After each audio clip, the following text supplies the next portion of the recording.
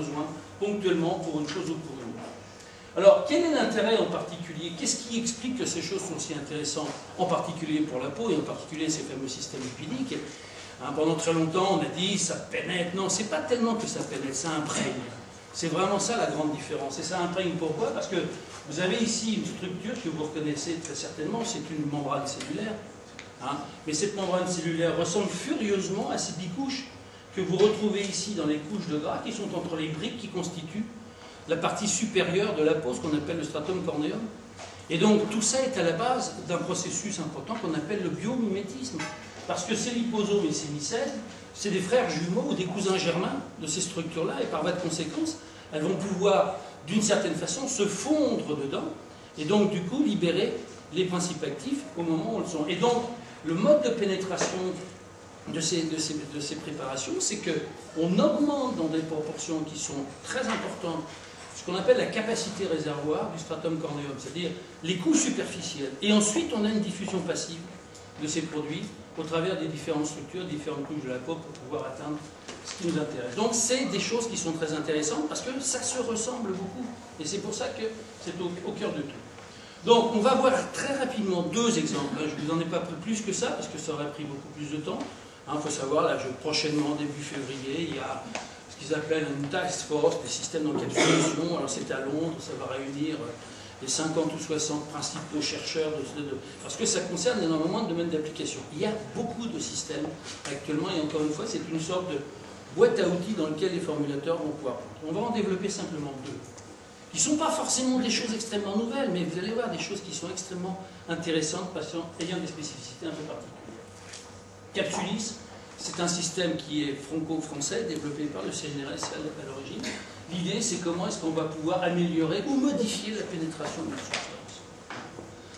Donc voilà, si vous voulez, cette technologie, c'est celle que j'ai abordée très très vite tout à l'heure, quand je vous ai parlé des peaux d'oignon, des pelures d'oignon, parce que c'est exactement le principe de ce système. Vous voyez, ça forme des petites sphères de cette façon-là, avec à l'intérieur de ça des couches multiples, que l'on va pouvoir presque enlever comme des pelures d'oignon.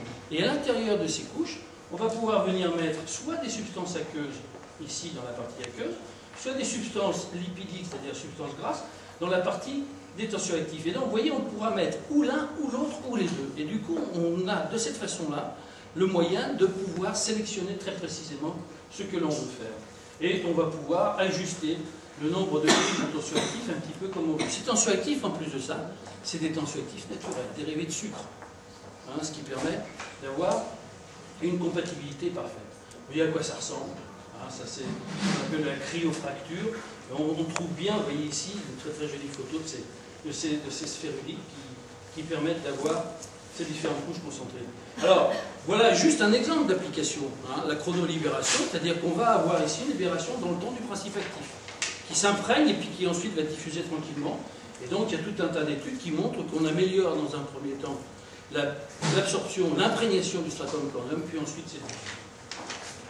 Alors, un exemple d'application, c'est la pénétration.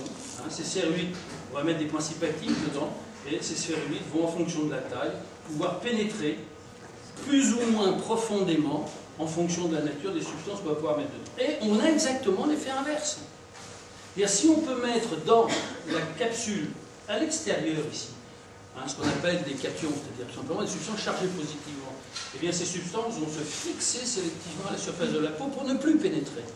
Et pour avoir ce qu'on appelle un effet de rémanence. Par exemple, avec un produit comme ça, on pourra développer des produits très hydratants, même après rinçage, ou éventuellement des applications un peu particulières, où on veut avoir des effets de tenue et d'effets prolongés, très fortement prolongés dans le temps. Voilà. Alors, c'est cette technologie qu'on a utilisée à l'origine pour pouvoir développer l'ensemble du produit transverse de cette gamme Filorga, avec ces capsules qui sont remplies de NCTF, parce qu'il y avait besoin d'avoir justement un vecteur bien particulier pour permettre de faire cette chose. Mais vous avez vu, on peut faire plein d'autres choses avec également. Alors l'autre exemple que je voulais vous développer, c'est un procédé qu'on appelle les procédés Sol-Gel. Sol-Gel, c'est un nom générique qui, justement, décrit des procédés pseudo-gélifiés, pseudo-solides, mais qui sont des systèmes vitreux presque essentiellement. Et là aussi, il y a des applications qui sont particulièrement intéressantes, parce qu'en fait, si vous voulez, l'idée, je vais essayer de vous montrer comment est-ce qu'on peut arriver à combattre les effets secondaires de certaines substances qui sont extrêmement intéressantes et qui ont des problèmes à l'usage. C'est toujours des systèmes de vectorisation. Donc ici, c'est quoi? C'est des micro-billes ou des micro-capsules de silice. Vous voyez, qui se présentent sous cette forme-là, qui sont parfaitement rondes aussi, de la même façon. On est sur des nanotechnologies de cette façon-là.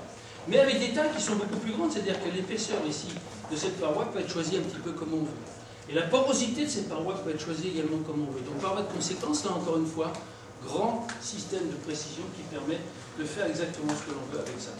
Hein? Vous voyez comment ça se passe? On a des gouttelettes. Hein? C'est comment on fabrique ces choses-là. C'est pas très compliqué. On fabrique des gouttelettes d'une substance incorporée, puis à l'interface, ici, on vient former une sorte de couche de glace, de verre.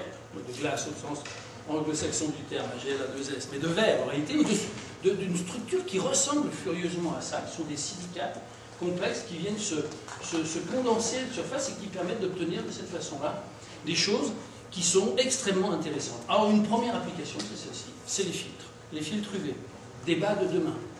Hein? On a l'impression, là encore, qu'on a fait le tour de ces questions-là, mais c'est le débat de demain. Pourquoi le débat de demain? Parce que certains écrans commencent à être regardés de façon extrêmement critique, en particulier les nanostructures de titane, vous avez probablement entendu parler de ça, et donc il ne serait pas exclu de penser que peut-être qu'il va y avoir des problèmes sur ces substances-là. Deuxièmement, certains filtres UV, des vrais filtres, c'est-à-dire ceux qui coupent, sont également regardés de façon un peu critique par rapport à certaines de leurs propriétés. Ici, on a une technologie absolument remarquable qui permet d'inerter entièrement ces filtres. C'est-à-dire de mettre ces filtres à l'intérieur de ces microbilles de verre et de pouvoir mettre ensuite ces filtres dans n'importe quel système formulaire que l'on veut pour pouvoir développer des produits de très haute protection, de très grande sécurité. Pour l'instant, il y a une seule variété de filtres qui a été développée avec ça. On appelle l'OMC, vous avez certainement entendu parler de l'OMC, l'optimetoxycinamate, qui est un des filtres UV de base. Hein. Cette technologie-là va être dans les prochains mois développée sur toute une série d'autres filtres UVA, UVB, de façon à apporter une alternative intéressante au système particulier. Une autre application qui utilise toujours la même approche et la même technologie, c'est les applications contre l'acné. Contre l'acné, il y a une magnifique substance très active, qui a des propriétés extrêmement bien orientées vers cette maladie, qui est une maladie terrible, qui s'appelle le peroxyde de benzoïle. Sauf que le peroxyde de benzoïle, quand il est actif, il a un effet secondaire majeur, c'est qu'il brûle la peau en même temps. Vous voyez? Donc ce qui fait qu'il a des effets secondaires qui sont presque aussi embêtants que ceux de la maladie à laquelle il s'adresse. C'est quand même assez gênant. Donc l'idée ici, ça a été d'utiliser la même technologie pour pouvoir encapsuler des cristaux de peroxyde de benzoïle. Tout petits cristaux, extrêmement microscopiques, encapsulés en plus de ça avec des capsules, cette fois-ci semi-poreuses. Les précédentes, ce qu'on a vu sur les filtres UV, sont totalement hermétiques, tandis que celles-ci sont semi-poreuses. Qu'est-ce qui se passe lorsque l'on va appliquer le produit à la surface de la peau? Eh bien, le sébum va pouvoir diffuser au travers de ces capsules. Le peroxyde de benzoïle est soluble dans l'huile. Donc le sébum va extraire de ces capsules le principe actif et pouvoir le libérer dans le temps, comme ça, pour pouvoir traiter la peau. Et on arrive à obtenir, la photo n'est pas excellente parce que la luminosité n'est pas parfaite. Vous voyez, on a un petit problème. Apparemment, il faut nettoyer le filtre. Alors, on va peut-être trouver des nanostructures pour le faire, je ne sais pas, on verra. Mais ici, vous avez le témoin. Ici, vous avez les différentes concentrations de principes actifs. On a réussi à doubler la concentration de principes actifs dans ces applications-là, de façon à obtenir un effet particulier. Ça, c'est des produits qui vont être introduits très très prochainement sur le marché nord-américain par une société pharmaceutique. Donc voilà un petit peu, si vous voulez, le point que je voulais vous faire. Vous voyez, c'est très très bref, pour celles qui ont besoin d'avoir plein d'autres informations, je suis à votre disposition par l'intermédiaire de Marianne.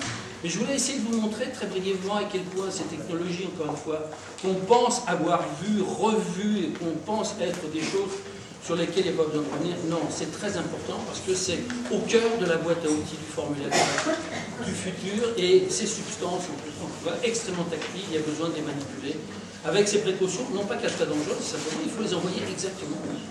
Donc pour ceux qui sont intéressés, il y a actuellement un numéro spécial d'une revue qui s'appelle L'Actualité Chimique, qui vient de sortir un numéro spécial cosmétique, dans lequel il y a tout un tas de choses qui concernent la cosmétique et dans lequel j'ai modestement contribué en y mettant justement un article sur l'encapsulation de certains principes actifs. Alors il y a d'autres techniques qui sont traitées dans ce papier-là. Je vous remercie de votre attention. Alors,